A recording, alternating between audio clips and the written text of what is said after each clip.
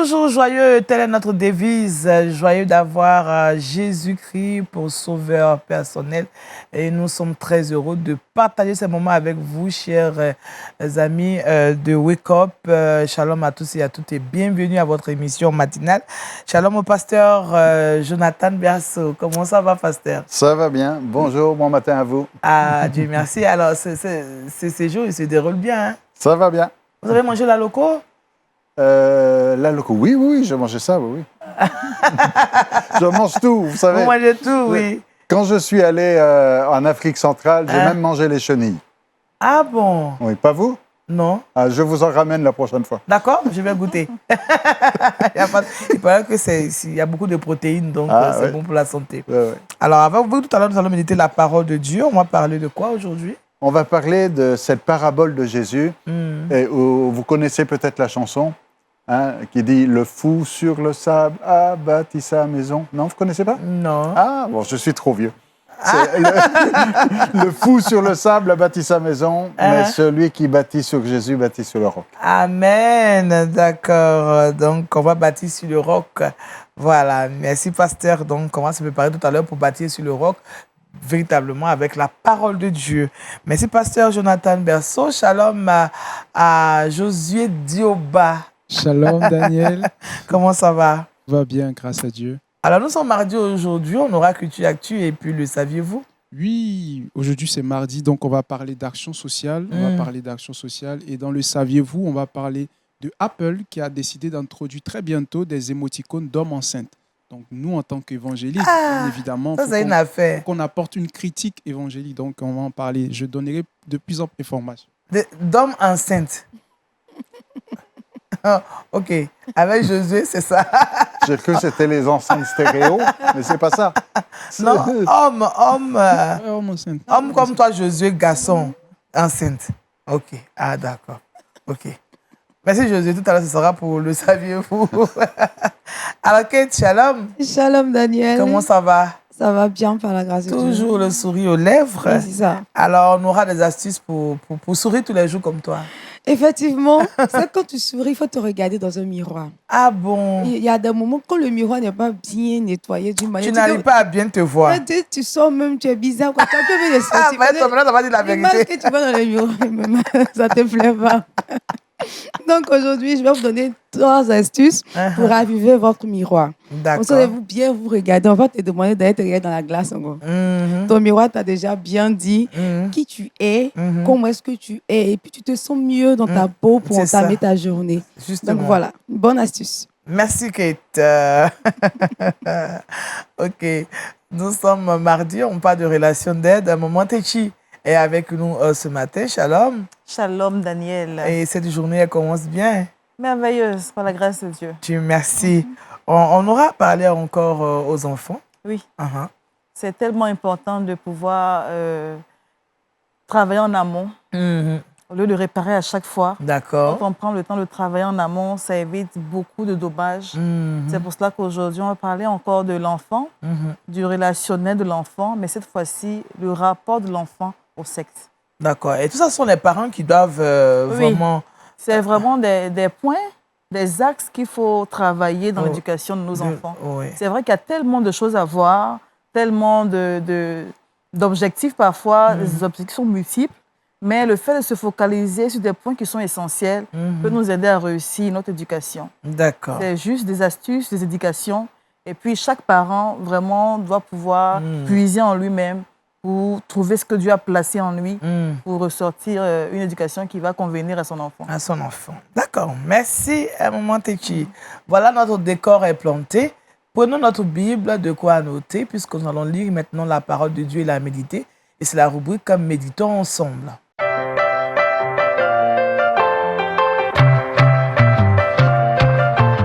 Alors, le thème de notre méditation est le suivant, construit sur le roc. Et test d'appui, Matthieu chapitre 7, le verset 26. Nous donnons maintenant la parole au pasteur Jonathan Berceau. C'est ça. C'est Jésus, en fait, qui nous raconte cette histoire, cette parabole. Et il raconte donc l'histoire d'un homme qui construit sur le roc. Et quand la tempête vient, quand le vent souffle, la maison résiste. Et cet autre homme qui construit sur le sable, et que quand le vent souffle et la pluie vient, la maison s'écroule. Mais nous, des fois, en tant que chrétiens, on est influencés par l'histoire des 3 petits cochons.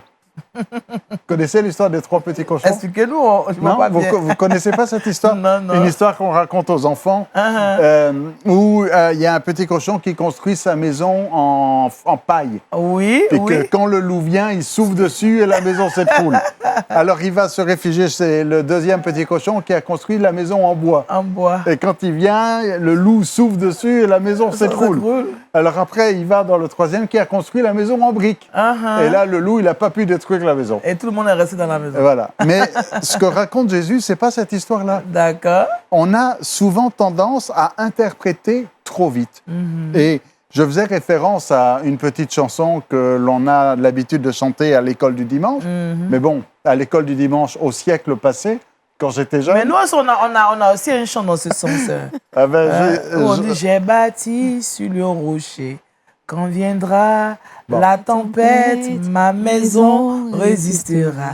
Ma maison est en Jésus. La pluie et le vent souffleront.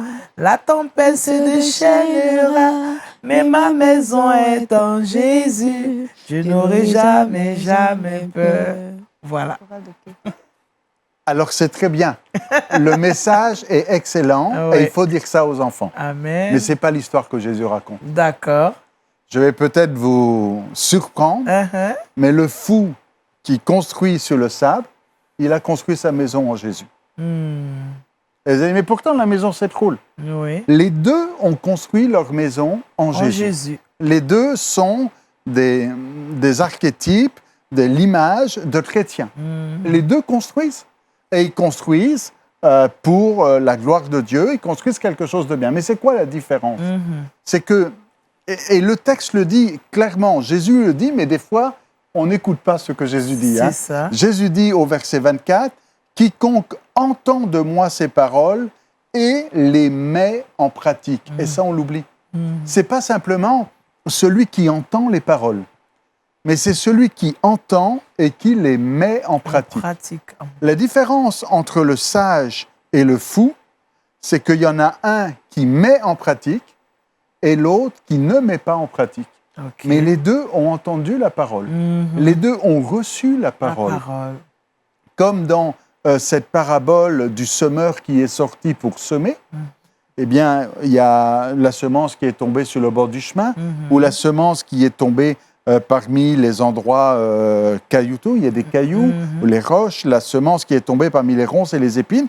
La semence qui est tombée parmi les cailloux, Jésus nous dit, c'est celui qui entend la parole et la reçoit avec joie. Il a reçu la semence. Mais la semence n'a pas pu grandir à cause des cailloux et puis du soleil qui a frappé fort. Celui qui a reçu la semence parmi les épines, il a reçu la semence et elle pousse. Elle pousse, elle grandit. Mais le problème, c'est qu'elle ne peut pas porter de fruits à cause des soucis de la vie qui viennent l'étouffer avec les ronces et les épines. Donc, le problème ici, ce n'est pas de recevoir ou ne pas recevoir. Ce n'est pas de avoir Jésus ou de ne pas avoir Jésus. Le problème ici, c'est est-ce que tu mets en pratique? Pas simplement est-ce que tu as Jésus? Pas simplement est-ce que tu as reçu la parole, pas simplement est-ce que tu as cru dans cette parole, mais est-ce que tu mets en pratique? Celui qui entend et qui met en pratique, il est semblable à un homme sage qui construit sur le roc. Mais celui qui entend et qui ne met pas en pratique, il est semblable à un fou qui construit sur le sable. J'espère qu'on n'a pas trop de téléspectateurs qui font partie de la catégorie des fous et que vous faites plus partie de la catégorie des sages. C'est-à-dire pas simplement entendre, mais mettre en pratique. Et ça, on le sous-estime. Que être chrétien, c'est pas simplement dire oui à Jésus. Vous savez, Jésus raconte cette autre parabole en disant, il y a un père qui a 2 fils qui dit à son premier fils, va travailler, j'ai besoin de toi, va travailler. Et il dit non. Je n'irai pas travailler. Et il voit le deuxième fils et il lui dit, va travailler. Il lui dit, oui, j'y vais. Alors, il dit, il y en a un qui dit non et de l'autre qui dit oui. Mais ce qui se passe, Jésus dit, celui qui a dit oui, il a changé d'avis. Et il n'est pas allé travailler. Et celui qui a dit non, il s'est repenti et il est allé travailler. Et Jésus pose cette question, lequel des deux a fait la volonté de son Père? C'est celui qui a dit non.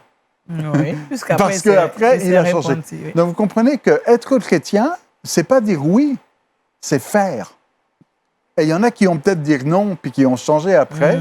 Et faire la volonté de Dieu, c'est ça qui est important. D'ailleurs, quand Jésus donne ses dernières instructions avant de remonter au ciel, allez, faites de toutes les nations des disciples, en les baptisant au nom du Père, du Fils et du Saint-Esprit. Et on oublie souvent la phrase d'après, et enseignez-leur à faire, à observer tout ce que je vous ai prescrit. Pas simplement enseignez-leur afin qu'ils connaissent ce que j'ai dit. Pas simplement enseignez-leur afin qu'ils connaissent la doctrine, afin qu'ils connaissent l'Évangile, afin qu'ils... Non. Enseignez-leur à faire, à observer, à mettre en pratique. Parce que le sage, c'est celui qui met en pratique.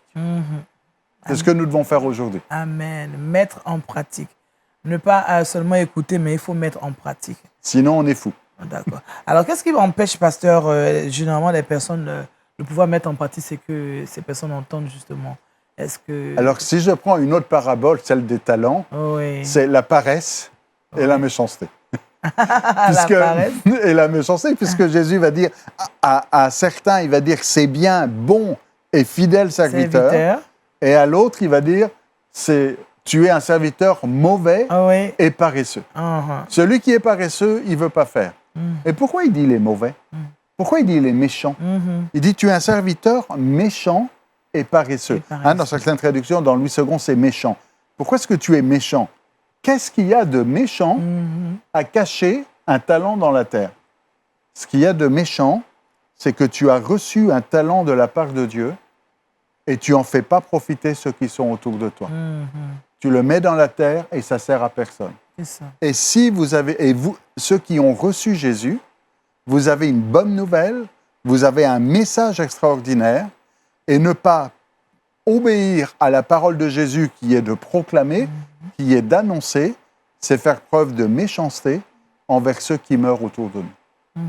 Nous devons mettre en pratique, ne pas être paresseux, ne pas être égoïste, ne pas être méchant, mais quand on réalise la mission que Dieu nous a donnée, on ne peut que mettre en pratique. En fait, celui qui ne met pas en pratique, c'est qu'il n'a pas compris le message. C'est que ce n'est pas le même évangile. Il y a quelque chose quand on a compris la bonne nouvelle, on peut... C'est comme il y a quelques années, on disait « je suis ».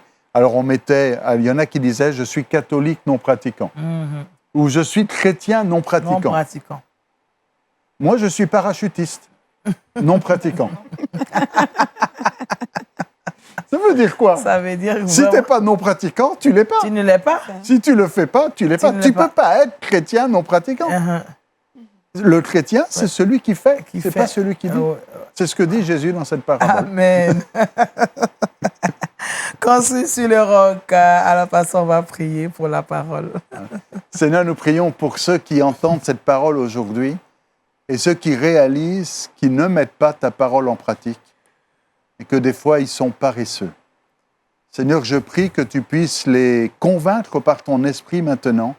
Et c'est toi qui nous encourage, c'est toi qui nous donne la capacité de mettre en pratique. Pas simplement d'entendre, pas simplement de dire oui, mais de faire ce que tu nous demandes. Amen. De mettre en pratique ta parole, afin de construire sur le roc.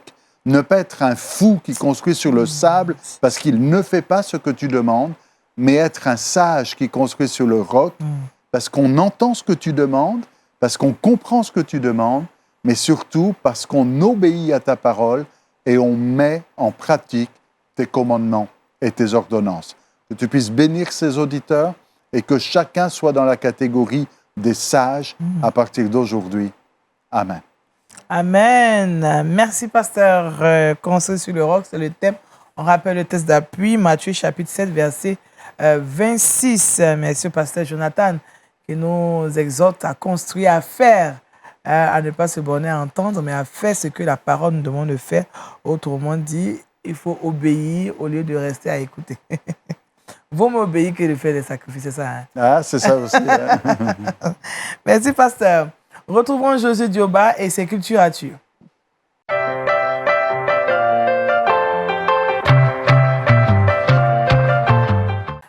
Josué, avec toi, on parle d'action sociale. C'est tellement qu'ils ont reçu la parole et ils font ce que le. C'est ça, parce que la parole, c'est de mettre en pratique. Donc, mettre en pratique, ça peut être un appel dans le domaine de l'aide.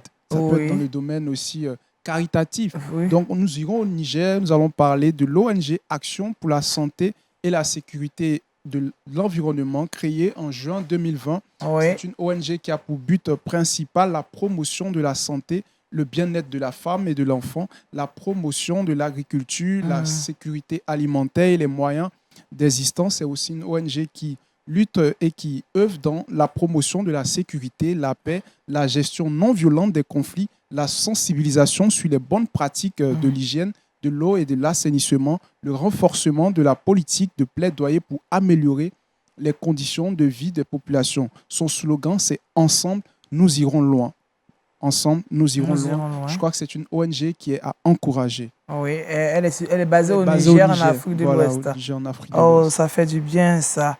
Nous prions que cette ONG s'étende encore. C'est ça, dans d'autres pays. Voilà, beaucoup de maximum de personnes. Pourquoi pas en Côte d'Ivoire même? Oui, c'est ça, on les attend. Hein. Moi, je parle pour la Côte d'Ivoire, on vous attend. Hein. Merci à Josué qui nous fait découvrir cette autre ONG, on va rappeler le nom. Action pour la santé et la sécurité de l'environnement. Amen, merci. Josué, qu'on va retrouver tout à l'heure pour la rubrique « Le saviez-vous ». À présent, relaxation d'aide.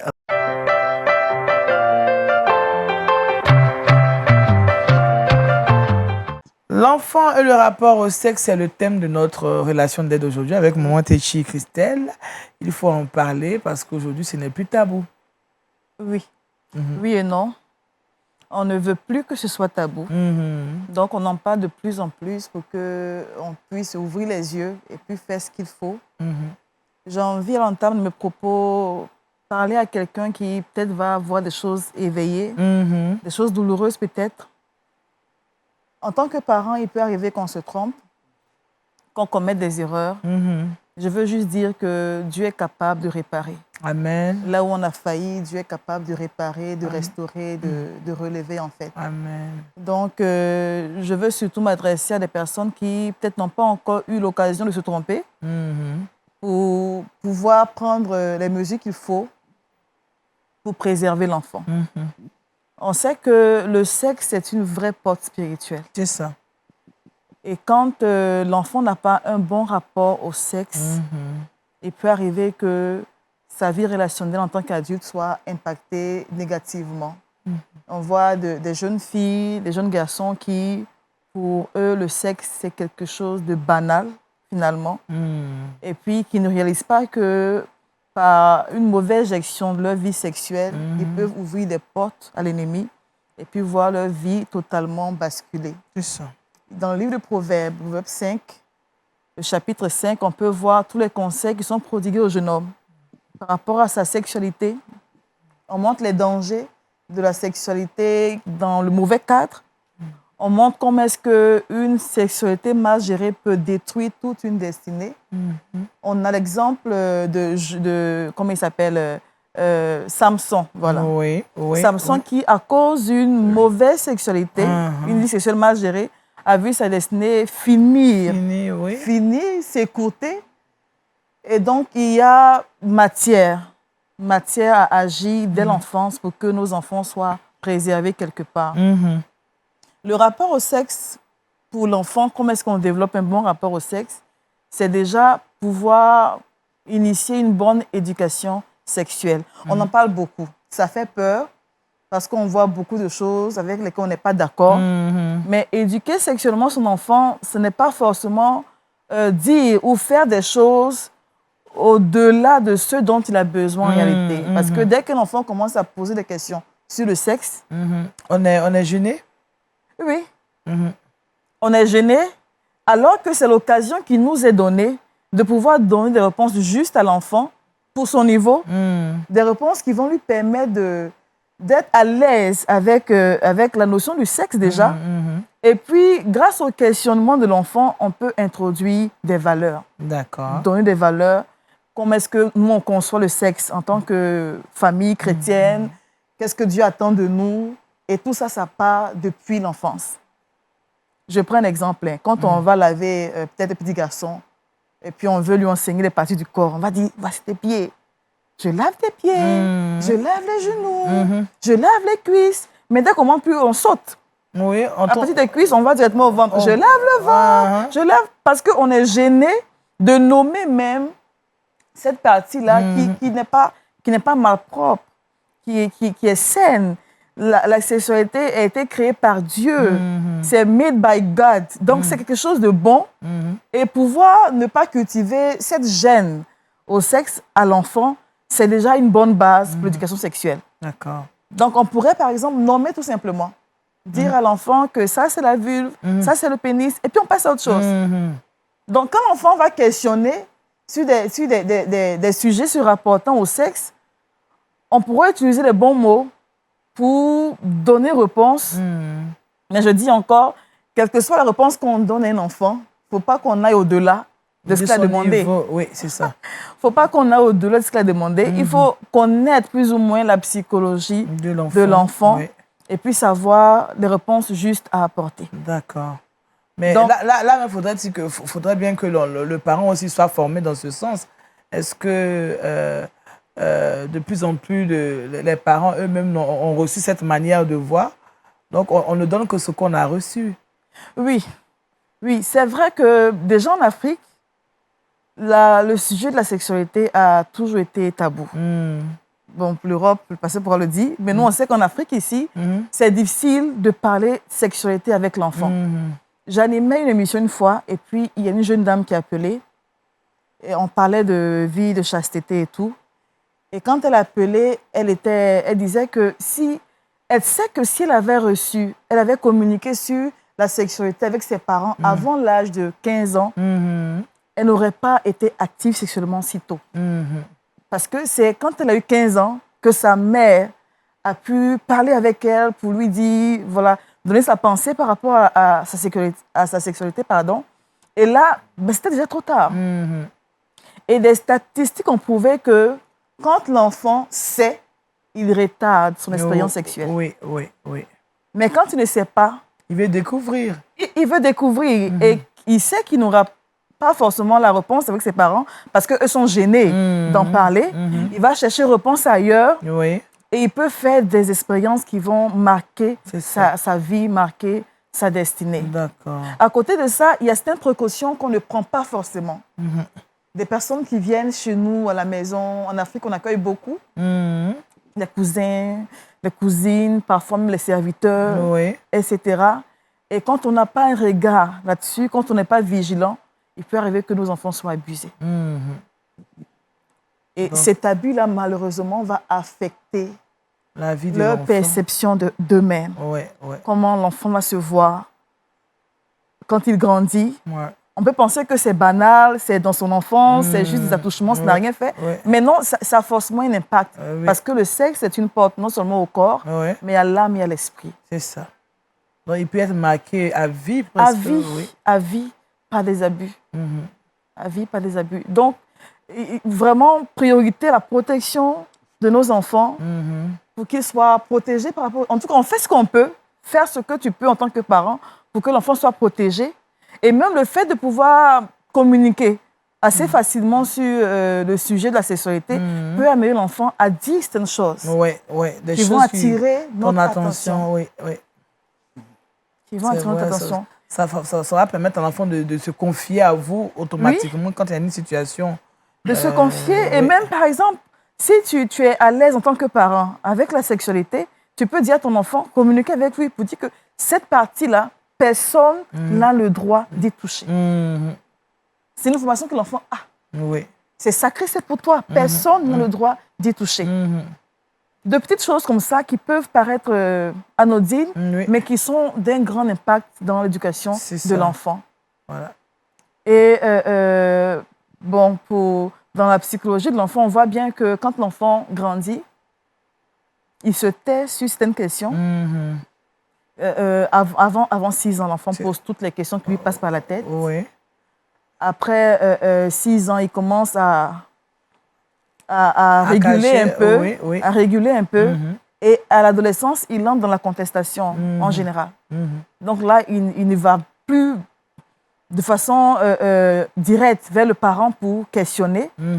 Mais parce qu'il y a eu déjà, s'il y a eu déjà cette facilité de communiquer sur ce sujet, l'enfant pourra toujours avoir une porte ouverte pour revenir vers ses parents. Ou encore, le parent pourra trouver un motif quelconque pour amener le sujet, pour encore transmettre les valeurs qu'il a à transmettre. D'accord. Le rapport au sexe est un rapport à protéger chez l'enfant, à valoriser aussi chez l'enfant pour que cet enfant soit un adulte équilibré. Amen. Merci, maman Téchi. Je ne sais pas. Une question. Josué a une question. Alors, maman Téchi, moi j'ai une question. Je veux savoir, pour un enfant qui demande papa ou maman, c'est quoi faire l'amour? Qu'est-ce qu'on peut répondre à cet enfant-là? Un enfant ne dira pas « Maman, papa, c'est quoi faire l'amour » s'il n'a pas entendu. Donc déjà, protéger l'enfant, c'est vérifier aussi son environnement. C'est qu'il le regarde, c'est qu'il l'écoute. Oui. On ne peut pas tout vérifier, c'est clair, mais minimiser les risques, c'est bon. Parce que quand on parle d'initiation sexuelle, ce n'est pas forcément relation sexuelle. Un enfant qui est en train de regarder des films où il y a des gestes assez... Voilà, c'est déjà une initiation sexuelle. Donc, protéger son enfant de cet environnement, j'allais toxique. Oui, ça l'est, c'est toxique. Oui, c'est toxique. Une maison, on passe tout le temps devant la télévision en train de voir des films. Les enfants sont là à côté. Mais il a entendu faire l'amour, il va demander au moins c'est quoi faire l'amour. Oui, puisqu'il veut savoir. Répondre. Ouais. Et puisqu'il veut savoir. Il a déjà entendu. Donc, il sait plus ou moins. Si ça suscite son questionnement, ça veut dire qu'il mérite une réponse. Dans ce cas, on lui dit non, ce n'est pas de ton âge. C'est une réponse appropriée. L'enfant ne se satisfera pas forcément de telle réponse. Moi, mon astuce que je fais, par exemple, avec mes propres enfants, c'est que quand c'est une question qui a connotation sexuelle qui me gêne, je vais reposer la question à l'enfant. Maman, c'est quoi faire l'amour? Ben, tu penses que faire l'amour, c'est quoi? Parce que quand il te pose la question, il a quand même son idée. Donc, il va développer pour dire, je pense que c'est ça, ça. Et tu pourras dire oui, ou encore non, ou encore, tu seras au moins situé. Si on se conscrit aussi les... Exactement. Voilà, tu seras au moins situé pour ne pas aller plus loin que la pensée de l'enfant. Oui. Je pense que c'est une astuce. Il faut leur poser même la question et puis ils vont développer. C'est bien. Ça nous protège. C'est bien pour les mamans à qui l'enfant pose une question, puis déjà, c'est je vais te gifler. Oui, voilà. C'est pas le temps tout de suite on le rabroue, tout de suite on le rejette. Tout de suite. Mais les papas, ils ont la solution. Ils disent allez voir maman. C'est juste allez voir maman. Oui, maman a toutes les réponses. Vraiment, il faut user vraiment de beaucoup de tact pour que l'enfant ne soit pas aussi choqué. Ouvrir les yeux, prendre ses responsabilités et puis faire ce qu'il faut. D'accord. Et on compte sur le Saint-Esprit pour toujours nous aider à poser les bonnes actions. Vraiment. Merci, maman Téchi. Ça nous rassure, ça nous réconforte. Ça nous permet de faire attention parce que nos enfants aussi, c'est pas que des enfants, ils voient, ils entendent. Et beaucoup de choses se passent autour d'eux et ils veulent en savoir plus. Parfois, on n'a pas toujours les réponses justes. Oui. Mais quand c'est comme ça, qu'est-ce qu'on peut? On peut détourner l'attention de l'enfant aussi. On dit, mais tiens, propose ce biscuit-là et puis va jouer un peu. Il va revenir à la charge. Mais là, on aura eu le temps de réfléchir. Oui, c'est déjà pas mal. C'est aussi une astuce.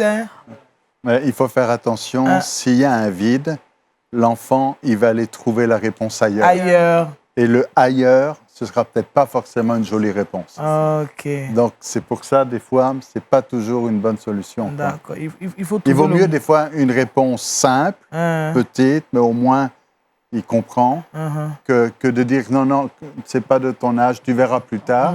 Mais s'il y a quelqu'un, il va avoir des camarades ou des mauvaises influences qui vont vouloir lui montrer une mauvaise réponse. C'est pour ça que c'est important de répondre aux enfants. Oui. Oui, maman. J'allais dire que ce que tu as dit, ce n'est pas tout à fait faux. De différer parfois, ça permet aux parents de mieux se préparer pour donner une réponse adéquate. Mais dans ce cas-là, on dit à l'enfant, je vais te le dire. Justement, on le dit à l'enfant. On le dit à l'enfant. Je vais répondre à ta question, mais pas maintenant. Je vais y réfléchir. Ce n'est pas mauvais de dire à l'enfant, je ne sais pas. Quand on ne sait pas. Oui. D'accord? Oui. Quand on ne sait pas, on peut dire à l'enfant, je ne sais pas, je te reviens après. Et puis, quand on a promis à l'enfant, on fait. On fait. D'accord. OK. Mais ils sont un peu manipulateurs aussi. D'accord. Merci, maman Téchi. Vraiment, l'enfant et le rapport au sexe, c'est le thème de notre échange aujourd'hui dans cette rubrique relation d'aide. Je pense qu'aujourd'hui, avec ce qu'on a eu à dire, chacun de nous a pour bonne note. Il faut tout faire pour que l'enfant écoute et entende de vos bouches ce qu'il faut entendre. C'est encore mieux, n'est-ce pas, maman Téchi? Oui, en tout cas, mettre les conditions autour. Les conditions. Et si c'est trop difficile parce qu'on a soi-même vécu des choses qui font que ce n'est pas assez aisé pour nous, on peut profiter de certaines opportunités qui s'offrent à nous, où il y a des cadres qui sont mis en place pour que les enfants puissent échanger, poser des questions anonymes. Chaque année, par exemple, on organise un dîner de la chasteté. D'accord. Mais je vous assure que les questions anonymes qui viennent des enfants, c'est extraordinaire. C'est ça. Parce que parfois, le parent a l'impression que s'il dit des choses, il va éveiller. Oui, mais parfois, l'enfant de 12 ans, c'est des choses que tu ne sais pas toi-même. Oui. Donc, donner l'opportunité dans certains cadres qui sont donnés. Si moi, je n'ai pas la possibilité, la facilité de parler de sexe à mon enfant, un cadre bien sûr chrétien, où l'enfant aura l'occasion de poser ses questions de façon anonyme et puis avoir des réponses qui vont l'aider à faire de bons choix. D'accord. C'est important. Les parents doivent regarder un peu partout aussi pour pouvoir aider les enfants. Merci, maman Téchi. En tout cas, nous sommes rassurés. Si vous nous prenez en marche, vous suivez l'émission Wake Up, la matinale sur Lumière du Monde Télévision. À présent, nous en arrivons aux trucs et astuces avec Kate et c'est le Trick Box.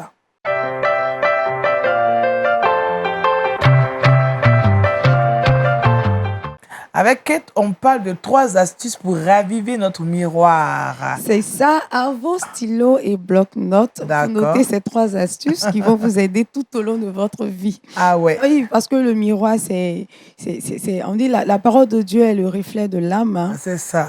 Donc le miroir aussi, il faut bien se regarder avant de sortir, entamer bonne journée. Oui, surtout le matin comme Alors, ça. moi, j'ai ma grand-mère, elle était toujours dans son miroir. Je disais, toi, le jour tu mourras, je vais mettre un miroir dans ça. Elle se lève le matin, elle se regarde mais elle veut savoir à quoi elle ressemble. Oui. Alors, on va aller rapidement avec les astuces. Oui. D'abord, vous aurez besoin du vinaigre blanc. D'accord. Donc, une tasse de vinaigre blanc pour 4 tasses d'eau. Voilà, donc si vous avez pris 2 tasses de vinaigre blanc, ça sera 8 tasses d'eau. D'accord. Voilà, il faut que ça soit équilibré. Et donc, vous allez diluer votre vinaigre blanc dans de l'eau. Ensuite, vous allez vaporiser votre miroir. D'accord. Vous attendez quelques minutes et vous prenez un chiffon qui ne laissera pas de poils, pas de coton. Parce que le coton va laisser des petites saletés sur... D'accord. Le miroir. On peut prendre par exemple un mouchoir, un papier jetable. Un papier jetable vraiment bien propre pour nettoyer votre miroir de sorte à ne pas laisser de petits poils après sur le miroir. Ensuite, le jus de citron. Tout simple. Donc, vous prenez un citron, si c'est un tout petit miroir, vous le coupez en 2 et vous imbibez votre miroir du jus de citron. Ensuite, vous passez là-dessus. Voilà, vous passez là-dessus et vous nettoyez maintenant avec encore un chiffon bien propre. L'effet avec le jus de citron, c'est qu'il va permettre à votre miroir d'éviter toutes les traces et les taches. Donc, s'il y a des taches sur votre miroir, je vous conseille d'utiliser le citron. D'accord. Ensuite, pour terminer, la pomme de terre. La pomme de terre. On mange les frites. Oui. Non, pas les frites. Donc, la pomme de terre crue. Voilà, vous épluchez votre pomme de terre, vous les coupez en morceaux et ensuite, vous nettoyez votre miroir. Faites pareil, au fait. Comme le citron. Comme le citron. On Alors, passe sur le miroir. Nettoyer votre miroir avec la pomme de terre va permettre de bien nettoyer votre miroir parce que la pomme de terre contient de l'amidon. Oui. Donc, cet amidon-là va vous nettoyer vos miroirs normalement et votre miroir sera comme magique, quoi. D'accord. Voilà. Très beau. Propre. Voilà 3 astuces. Et puis, bon, j'ai une astuce que moi, j'ai utilisée quand j'étais toute petite. La poudre avec le papier journal. La poudre? Avec le papier journal. Le tac, là? Oui, le tac. Avec le papier journal. Le papier journal, je sais, mais je ne savais pas que le tac aussi faisait le travail. Super.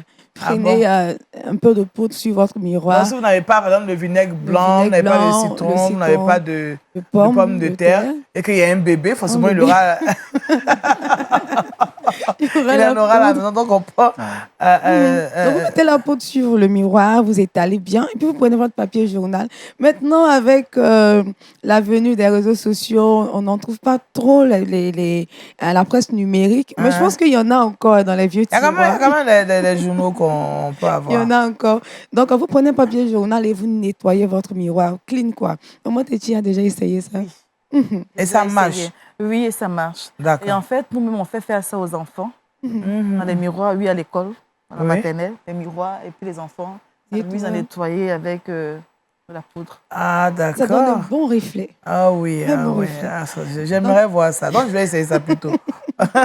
Voilà, 3 astuces plus un bonus. Un bonus, voilà, pour vous permettre d'avoir un miroir ravivé, un beau miroir, un miroir propre, comme on le dit. Voilà. Merci, Kate. Kate, elle a toujours tout ce qu'il faut pour nous permettre d'être heureux, quoi. Voilà. C'est ça. C'est son rôle, voilà. Merci, Kate. Je vais acheter un miroir, je vais venir te voir et puis tu vas me montrer un peu. Vous connaissez ce verset où l'apôtre Paul dit que nous voyons comme au travers d'un miroir, d'une manière imparfaite. Oui. Des fois, on se dit, mais pourquoi quand on voit au travers d'un miroir, l'image n'est pas parfaite? Peut-être qu'il n'avait pas les trucs là. Non, c'est pas pour ça. Il n'avait pas les astuces. Il n'avait pas les astuces. Non, peut-être, mais c'est surtout que les miroirs à l'époque de l'apôtre Paul, ce n'étaient pas les mêmes qu'aujourd'hui. Les miroirs, c'était du métal que l'on frappe, que l'on frappe, que l'on frappe.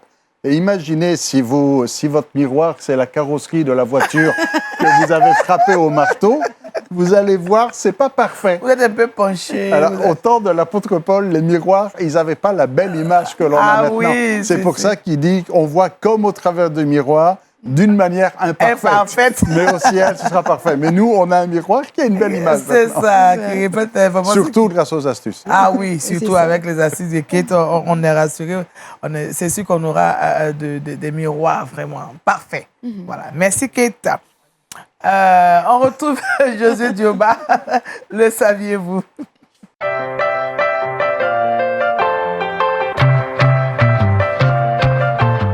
Alors, tu nous parles de Apple. Bon, oui, là, je m'assois bien. On a des merveilleux miroirs, qui nous permettent d'être... de se voir parfaitement. Pas comme celui de Paul, comme a dit le pasteur. Ça veut dire qu'on voit plus les défauts aussi qu'il y a sur le visage. Là où le miroir veut vraiment nous rendre parfaits, il y a Apple qui veut nous créer de petits problèmes. Vraiment. Apple a décidé d'introduire très bientôt des émoticônes d'hommes enceintes. En effet, parmi 37 nouveaux émoticônes disponibles dans les prochaines semaines sur iPhone et tous les outils numériques d'Apple se trouve un homme enceinte. Et comment est-ce que Apple se justifie? Apple se justifie que cette image, c'est une personne trop rassasiée. C'est une personne trop rassasiée, tandis que pour le milieu évangélique, cette image est considérée comme une façon de faire la promotion de l'homosexualité. Donc, c'est une polémique, c'est une affirmation qui pose énormément de questions. On cherche à comprendre, on cherche à savoir, est-ce que Apple est en train de faire l'apologie de l'homosexualité ou c'est vraiment un homme qui est rassasié? Donc, l'heure est vraiment à intercéder, mais aussi avoir la sagesse pour comprendre ce qui se passe. En fait. C'est vrai qu'il y a des hommes qui ont de gros ventres, mais ce n'est pas pour autant qu'on va en faire un émotique. Effectivement. Merci José pour cette découverte. Vraiment. Alors Kate, donne-nous nos versets pour ce soir, ça va aussi nous rassurer pour la journée. Matthieu 7, le verset 24. C'est pourquoi quiconque entend ces paroles que je dis et les met en pratique sera semblable à un homme prudent qui a bâti sa maison sur le roc. Merci Kate. Merci Pasteur Jonathan. Ça fait plaisir. En tout cas, merci aussi à maman Tichi Christelle. Merci à Kate et à Josué et ses nouvelles, vraiment. Merci à toute l'équipe qui nous a permis d'être chez vous. On vous souhaite de passer un excellent moment en regardant Lumière du Monde Télévision. Et puis, je vous donne rendez-vous tout simplement le jeudi. Demain, vous serez avec Aniel Conan pour Wake Up. Que Dieu vous bénisse. Prenez soin de vous et puis au revoir.